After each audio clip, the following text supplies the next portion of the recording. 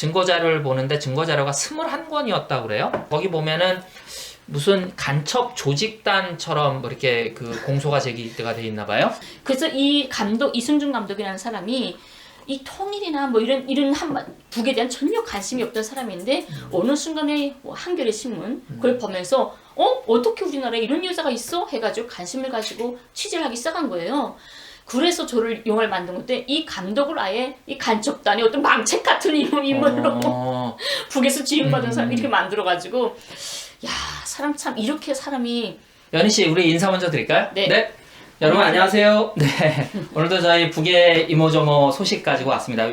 오늘은 조금 뭐라 그럴까 좀 오래됐지만 또 우리가 계속 숙제로 안고 있는 뭐 통일이나 민족에 대한 사랑 뭐 이런 걸 갖고 계시는 분들은 이렇게 가슴속에 약간 그 이렇게 막 이렇게 우리가 꼭 풀어야 되지만 아직 못 풀린 안 풀린 곧 풀릴 것 같은데 그리고 누구도 막지 않는데 풀지 못한 그런 좀 이슈를 하나 가지고 오셨어요.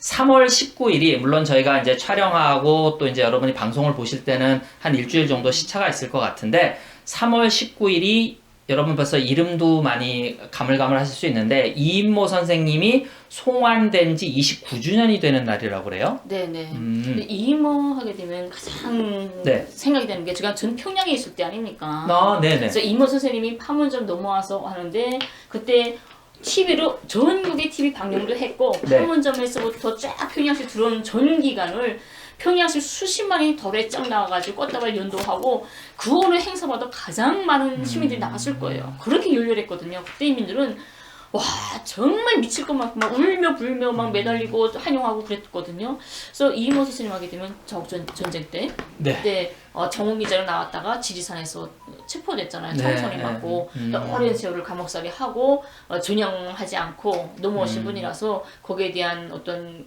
참 존경심 이런 것들 이민들이 참 좋아했고 그게 이제 적국의 포로가 아니라 이인모 선생님 같은 경우는 종군 기자였다라는 거죠. 전쟁포로죠. 전쟁포로. 네. 그럼 전쟁포로면 더욱더 이 뭐 휴전되고 이러면서 이제 송환이 돼야 되는데. 그렇죠. 그러니까 국제법에 의해서 당연히 해결돼야 되는 문제들이 우리 한반도의 특수성 때문에 이 분단의 특수성 때문에 아직까지 북이나 남이나 전쟁 포로들이 이렇게 아직 자기 위치를 찾지 못한 이런 실례들이 좀 있지 않습니까?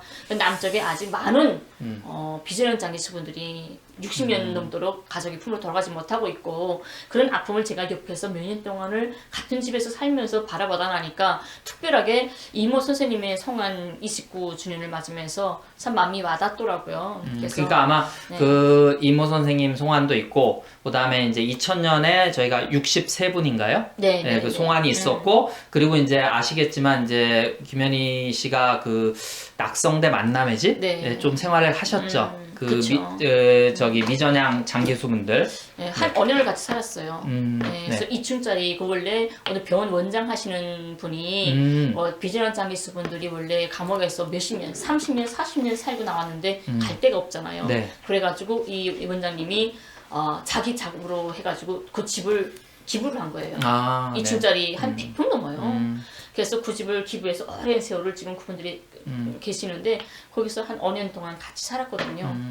그래서 참 나는 지금 10년이잖아요. 10년 동안 가족과 헤어졌다고 엄마 보고 싶고 남편 보고 싶고 딸이 보고 싶다고 울고 불고 했는데 이분들은 60년 동안을 그 정말 애절한 마음 그림을 어떻게 견뎠을까 어떻게 저렇게 담담하게 눈물 하나 흘리지 않지? 이런 게 정말 이해를 못했었어요. 저는 조금 비현실적이죠. 그러니까 저분들이 정말 그 50년대 60년대에 내려와서 어떻게 사람이 그 오랜 시간 동안 그 뭐랄까 뭐 여러분 가족분들 생각하시기에 따라 다를 수 있습니다만 자신의 신념, 생각, 뭐 신념을 가진 사람은 뭐 미래를 볼 수 있다고 하지만 어떻게 그래도 그 확신을 가지고 그 시간을 버틸까? 그리고 또 왜 우리는 그 신념을 꺾지 못해서 바꾸려고 그렇게 애걸복걸 안달해야 되는가? 이게 참 저 이해가 안 되더라고요. 이분들을 보면서 생각나는 게 뭐냐면 우리가 45년도에 일제 식민지에서 한 나라로 살다가 45년도에 해방되지 않습니까? 해방돼서 48년도에 나라가 생기지만 50년대 전쟁이 일어나면 결국 일제 식민지에서 해방돼서 몇 년 못 살았단 말이에요. 몇 년 못 살고 남쪽에 온 분들이에요. 그러니까 사회주의가 뭔지 저게 뭔지를 깊이 있게 체험도 못 해본 분들이란 말이죠. 근데 일제 식민지를 살다가 처음으로 와 내 나라가 생겼어 이게 내 나라고 내 땅이야 이런 걸 처음으로 조금 접해본 이런 분들인데 그렇게 사회주의 자기 나라에서 몇 년도 못 살아간 사람들이 어떻게 평생을 자기 청춘을 써들 만큼의 그런 신념이 어떻게 굳어졌을까? 그 신념을 왜 이 나라 남쪽의 그 전향공작단이라든가 안기부는 어떻게 그 반세기를 거쳐도 이 사람들의 신념을 꼽지 못했을까? 이런 걸 한번 되돌아봤어요. 그래서 이분들 보면서 제가 이제 더 가깝게는 제 문제와 관련되기 때문에 봤는데 저도 3월 24일 날 재판이 정해져 있지 않습니까? 국가보안법으로 기소가 네. 돼서 정식으로 재판이 열리는 거죠? 네네. 뭐 조사는 한 번도 안 했어요. 조사 가지도 않고 한 번도 안 하고 그냥 재판이 검찰에 의해서 공소가 네. 제기돼서 네, 재판에 날짜가 잡혔죠. 근데 며칠 전에 재판이 완전히 이렇게 연기가 된 거예요. 추후 지정해가지고 뭐 어떤 이유인지도 하나도 밝히지 않았어요. 그 뭐 변호인단에도 뭐 구체적인 내용은 알려지지 않았고. 네, 전혀 없어요. 그래서 그걸 보면서 제가 무슨 생각했냐면 이렇게 북에서 더제 3, 4년 정도밖에 사회주의 혜택이라든가 자기 나라가 뭐 어떤 나라인지도 그걸 경험해본 게 짧은 시간에 경험해본 사람들도 반세기를 넘도록 신념을 안 바꾸는데 나는 40년을 북에서 그런 교육을 받고 한 사람인데 어떻게 나한테 자기 조국, 자기 가족, 자기 딸 자식을 버리라고 강요를 할 수 있을까? 가능할까? 이런 걸 한번 이 뉴스를 보면서 제가 돌아보게 됐던 거죠. 전 북에서 솔직히 이 말하면 자꾸 코트님이 저를 네? 욕하잖아요. 대학 못 나왔단 말 하지 말라고 자꾸 욕하잖아요. 아 근데 오늘 한 번만 할게요. 한 번만 한 말 안 할게요. 제가 욕하는 게 아니라 뭐 굳이 뭐 그런 말씀 안 하셔도 될 것 같은데. 왜냐면 네. 그 고등학교 나오고 대학까지 가게 되면 좀 더 뭐 철학적인 모든 공부를 좀 더 체계하지 않겠습니까? 네. 근데 저는 그런 걸 단계를 못 거쳤단 말이에요. 그냥 고등학교 나오고 노동자 생활을 했어요. 그런 사람도 나는 그 아무리 죽어도 내 목숨 바쳐도 내 고향이나 조국이나 내 더 떠나서 부모나 형제나 남편이나 딸 자식을 뭔가 그 어떤 행복과 바꾸고 싶진 않아요. 내 머릿속에 있는 가족에 대한 사랑을 그 어떤 사상으로 메꿀 수는 없다는 거죠. 그런데 어떻게 이 나라는 10년 동안 나를 강제로 옥류하고 출국 금지하면서 나를 대한민국 국민으로 살라고 강요하는지는 아직까지 좀 이해 안 돼요. 그걸 가능하다고 볼까? 이게 이해가 안 되는 거죠. 그러니까 이제 지나치게 돈 중심으로 사람의 어떤 가치관을 돈을 중심에 놓고 혹은 뭐 다른 어떤 물질적인 가치를 중심에 놓고 생각하다 보면 이제 자신이 생각하는 대로 다른 사람도 여기서 우리가 너희들 전향하면 집 해주고 뭐 가정을 꾸리게 해주고 뭐 명예도 주고 또 사실 옛날에 우리가 귀순용사라고 부르던 시절부터 해서 지금 뭐 탈북민, 뭐 북한 이주민, 뭐 세터민 등등 이름을 거치면서 이제 그분들을 바라보는 시각도 많이 변한 것 같고 근데 그분들을 대하는 태도는 진짜 진심으로는 아직 변하지 않은 것 같아요.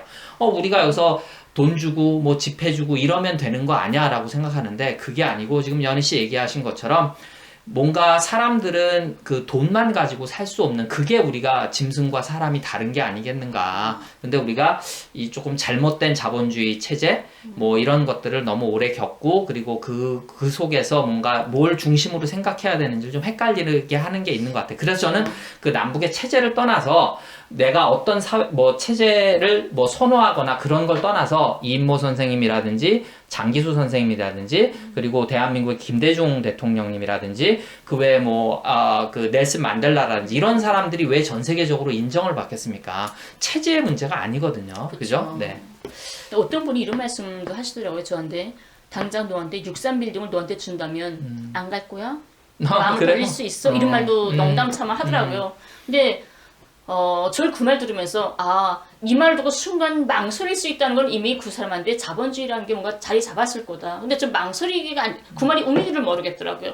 63 빌딩이 뭔데? 63 빌딩이 내 가족을 대신할 수는 있어? 이해가 안 되는 거예요. 그걸 63 그런 재산, 돈과 가족의 이런 걸 넣어낸다는 것 자체가 좀 이해가 안 됐던 거죠. 근데 저는 여기서 뭐 말하고 싶냐면 우리는 자꾸 북하게 되면 정치적인 개념으로 바라보지 않습니까? 네. 근데 그걸 떠나서 북이라는 개념 떠나서 객관적으로 볼 때 그 어느 나라 그 어떤 사람들 중에 자기 조국 누구나 다 조국이 있어요. 대한민국도 조국이 아닙니까?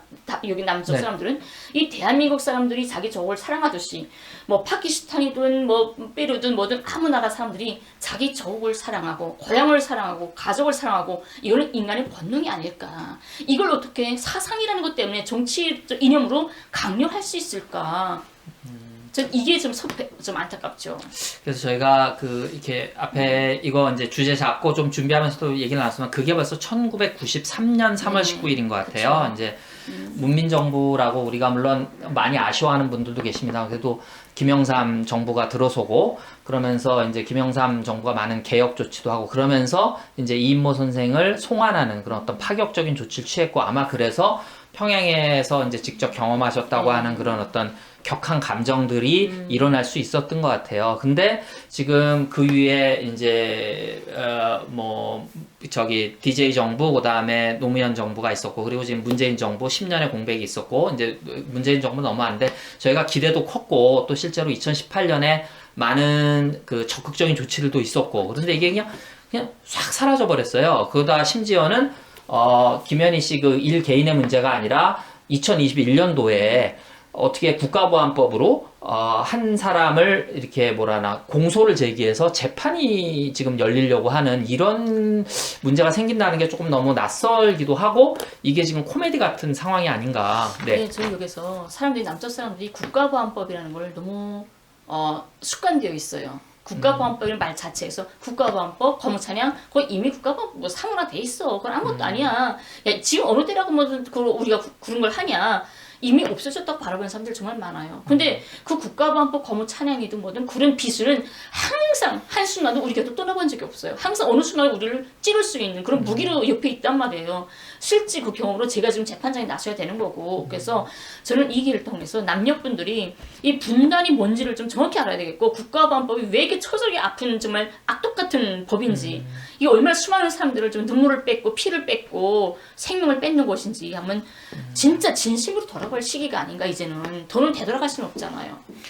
저희 왈가왈북 팀의 그 홍강철 님도 이제 이번에 대법에서 무죄 판결이 났습니다만 국가보안법 등등등 해서 이제 간첩죄로 되셨고 그다음에 사실 유영호 대표님도 무죄 판결을 2심에서 받긴 했습니다만 1심에서는 유죄가 났죠. 집행유예로. 뭐 이런 것들이 국가보안법이라는 게 지금 살아있고 얼마 전에 이제 이거 3월 24일 공판 준비하시면서 증거자료를 보는데 증거자료가 21권이었다고 그래요. 조금 다 볼 수는 없고 일부 보셨는데 거기 보면은 무슨 간첩 조직단처럼 이렇게 그 공소가 제기가 돼 있나 봐요. 저 이번에 며칠 전에야 저희 사건 기록 21콘이 되는 증거 자료들을 받아봤어요. 네, 변호사님을 통해서 받아봤는데 1콘도 채 보지도 못했는데 ok이 막혀가지고 또 볼 수가 없는 거예요. 그걸 보면서 제가 뭘 느꼈냐면 이 우리 한반도, 북이든 남도 이 한반도는 정말 무서운 세상에 살고 있구나. 진짜 사람 사는 세상이 아니구나. 이걸 더 무섭게 받아들였거든요. 우리 개개인들이 그냥 밖에 나가면 아무렇지 않은들 구름이 떴네, 해가 떴네, 편하게 사는 세상 중에 항상 우리 옆에 이 잔혹한 무서움이 있다는 걸 난 이번에 알았어요. 제 옆에 탈북자들, 아는 친구들 있잖아요. 그럼 편하게 그래 넌 어디에서 왔어? 양양도, 해산, 평양 편하게 보냈던 친구들이 다 국정원의 첩보들이 온 거예요. 그 경북지방경찰청 보안수사대 정보원들이었고 근데 그것도 저하고 있었던 일을 하나하나 진실만 전달했으면 모르는데 아예 조직단처럼 무었더라고요. 거기서 제일 웃긴 게 뭐냐면 다른 사람 운동권에 들어와서 통일운동 했던 사람들을 조직에 무었다면 이해를 해요. 그럴 수 있겠다. 이 사람들 죽이고 싶으니까. 근데 제가 2019년 국제 DMZ 영화제에서 저의 영화 다큐 그림자꽃이 대상을 받았습니다. 예, 그림자꽃이라는 영화인데 여러 가지 이유로 아직 이 영화인데 대상 받고 그 다음에는 암스테르담 전 세계적으로 영화제에서는 제일 큰 영화제죠. 네, 다큐멘터리 영화제로는 세계 최대죠. 거기에 초청을 받아서 갔던 영화예요, 이게. 그때도 그 김현희 씨는 출국 금지 때문에 못 가신 거죠? 못 갔죠. 같이 초청을 했는데 전 못 갔죠. 그래서 이 감독 이순중 감독이라는 사람이 이 통일이나 이런 북에 대한 전혀 관심이 없던 사람인데 어느 순간에 한겨레 신문 그걸 보면서 어떻게 우리나라에 이런 여자가 있어? 해가지고 관심을 가지고 취재를 하기 시작한 거예요. 그래서 저를 영화를 만든 건데 이 감독을 아예 이 간첩단의 어떤 망책 같은 인물로 북에서 지원받은 사람 이렇게 만들어가지고 사람 참 이렇게 사람이 우리 그런 거 있잖아요. 옛날에 몇십 년 전에 간첩으로 조작돼서 사형당했는데 30, 40년, 50년 후에 무죄로 평가받잖아요. 죽은 다음에 무죄 선고랍니까? 이렇게 인간은 이렇게 분단, 정치, 이념이라는 것 때문에 한순간에 사람을 죽이고 살릴 수 있는 무서운 게 바로 국가보안법이라구나 하는 걸 알게 됐던 거죠. 그러니까 여기 이제 탈북민들이 지금 그러니까 북한 이탈 주민분들이 한 34,000명 정도 된다고 해요, 공식적으로. 그러니까 이분들 중에 다시 북으로 재입국하려고 하는 사람들 혹은 재입국하도록 뭔가 조작을 했다, 뭐 조직을 했다, 뭐 이렇게 좀 그림을 그렸다고 그러는 것 같아요. 예. 이게 그 중에 한 명, 제가 정말 안타까워서 한 명은 저 공개를 할게요. 고양시에 있는 문대현 씨라고 있습니다. 그 평양에서 하신 분이에요. 그분이 몇 년 전, 한 6년 전에 저를 간첩이라고 신고해가지고 포상금 600만 원을 받았다고 합니다. 예, 이 세금이 남아 돌아가네요. 그땐 가짜를 만들어서 그냥 과서해도 600만 원 주고 받았는데 6년 후에 이번에 또 다시 저를 이렇게 네. 과소하는 그래가지고 돈 얼마 받았는지 이번에 모르겠어요. 아직 들려진 않는데 이런 것들 이런 게 몇 명이 있더라고요. 제 주변에 있던 사람들이. 그래서 이 참 국가보안법이라는 거는 남남 갈등, 북과 남을 이렇게 악마로 서로마다 물어뜯게 만들지만 이 남쪽에서 서로마다 인간끼리 물어뜯게 하고 여기 완 탈북자들끼리 서로 또 물어뜯게 하는 정말 정말 무서운 법이다. 그래서 저는 이제 전에 좀 들은 얘기가 있어서 뭐 이렇게 격하게 말씀하시는데 반응을 보이지 못했는데 저도 처음 얘기를 들었을 때는 상당히 놀라웠고 그리고 연희 씨가 이제 이 왈왈 방송을 하면서 제일 걱정하고 우려하고 마음 아파하시는 게 그거예요. 그러니까 그 여기 있는 북한 이탈 주민들을 바라보는 대한민국 남쪽 동포들의 시선 좀 편견을 더해주진 않을까.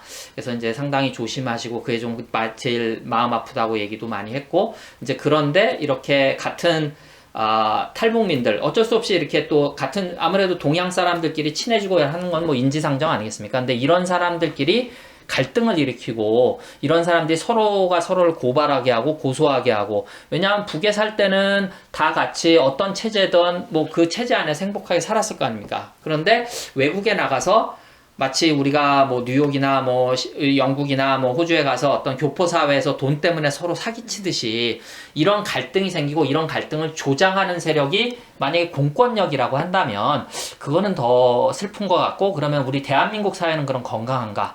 대한민국 사회는 같은 동포인 뭐 북녘에 있는 사회에게 이래라 저래라 손가락질을 할 수 있는가? 우리부터 건강해져야 북의 동포들도 건강할 수 있고 서로를 건강하게 좀 상대를 바라볼 수 있지 않을까? 이런 것들이 아까 여러분들 뭐 비전향 장기수들 뭐 이렇게 말씀하시는 분들도 있어요. 대남 간첩 아니야? 근데 또 다르게 말씀하시는 분들 이런 분들도 있습니다. 그분들은 테러리스트로서 뭐 무장 공비로서 여기에 온 게 아니라 평화를 만들려고 그러니까 북에서는 이제 그런 그 통일 사업 뭐 이렇게도 얘기합니다. 여러분이 어떤 생각을 가지시던 저는 이 돈에 팔려서 이렇게 이랬다 저랬다 기회주의적으로 뭐 누구를 고발하고 고소하고 가족을 깨치고 뭐 이런 사람들보다는 그래도 자기 신념을 지키려고 하고 뭔가 올바른 길 설사 그것이 내 생각에는 다르다 할지라도 우리는 종교에 대해서 관용을 그렇게 얘기하면서 서로 다른 생각들 그러면 당신들의 생각 그리고 당신들이 그렇게 돈도 싫어 물질도 싫어 편안함도 싫어 그 올바름을 가지고 가려고 하는 그 신념이 뭔지 한번 좀 서로 얘기해 볼 수 있는 그런 시간이 좀 됐으면 좋겠어요. 네, 그래서 연희 씨 그 뭐 3월 24일 재판이 연기된 게 뭐 좋은 건지 안 좋은 건지는 모르겠습니다만 아마 국제적으로도 그 아태 그 사법 뭐 위원회에서도 이제 여기 민주법 위원회에서도 여기에 대해서 이제 조금 의견을 내고 야 이거는 좀 넌센스 아니냐 21세기의 국가보안법이라는 것은 그리고 국제민주법률가협회 뭐 여기서도 문제 제기가 있고 아마 이런 것들이 21세기 지금 2021년 대한민국 사회에서 세계 탑10이라는 경제력을 가지고 있는 물질적인 풍요를 누리고 있는 대한민국 사회에서 국가보안법을 가지고 김연희 씨를 재판한다는 게 뭐 상당히 부담이 되지 않았을까 뭐 이런 말씀도 하시더라고요.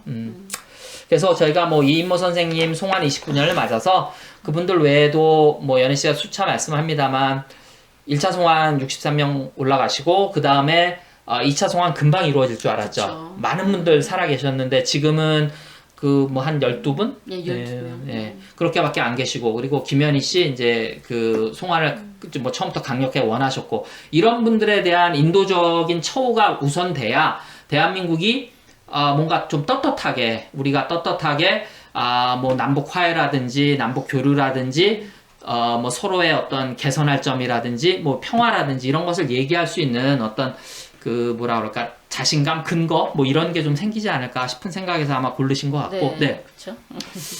그래서 뭐 이제 겸해서 우리 그 연희 씨 그 재판과 물론 연기는 됐습니다만 이모 선생님 송환과 그때는 왜 보수 정권이 분명히 지금의 국민의힘 당이 이제 정권을 잡고 있었다는 겁니다. 왜 보수 정권이 이모 선생님 송환했는가? 뭔가 돌파구를 뚫으려고 했던 거 아니겠습니까? 그렇죠. 네, 그러니까 국가가 나서서 해결할 것도 있지만 그 사적인 교류, 그죠? 인적 교류 그리고 인도적인 차원의 교류를 충분히 풀어준다면 정부가 더 쉽게 움직일 수 있는 어떤 공간이 열리지 않을까. 그리고 그것이 말씀은 하지 않지만 대다수 대한민국 국민들, 양식 있는 국민들이라고 하면 믿고 기대하시는 바가 아닐까. 뭐 저도 그렇게 믿습니다. 그렇죠. 유엔에서도 남쪽 대한민국의 국가보안법 찬양 검증 네. 이게 없어져야 된다는 없어야 된다는 그런 의견이 발표가 되지 않았습니까? 네. 유엔 자체도. 네. 그런데 아직까지 없어지지 않는 거고 정말 전 세계적으로 정말 경제 대국이라고 말을 하고 있는 대한민국 또 더 가깝게는 우리 한 덩파 한 민족 아닙니까 국가는 네. 우리 민족의 내 형제인 남녘이 이 대한민국이 제발 좀 이런 멋난 모습은 좀 이젠 더 이상은 안 보였으면 좋겠다 이런 바람이 있습니다. 그러니까 북이 물질적으로 조금 어려웠던 시기를 우리가 얘기하고 그것을 인권과 엮고 싶으시다면 미국의 인종차별 그리고 체계화되어 있는 어떤 이런 자본주의 사회의 계급 갈등, 양극화 그리고 대한민국 사회에서의 국가보안법의 문제를 우리가 털고 가야 북과 좀 더 전진된 발전된 대화가 가능하지 않을까 싶은 생각도 해봅니다. 오늘 여기까지 할까요? 네. 네, 여러분 감사합니다.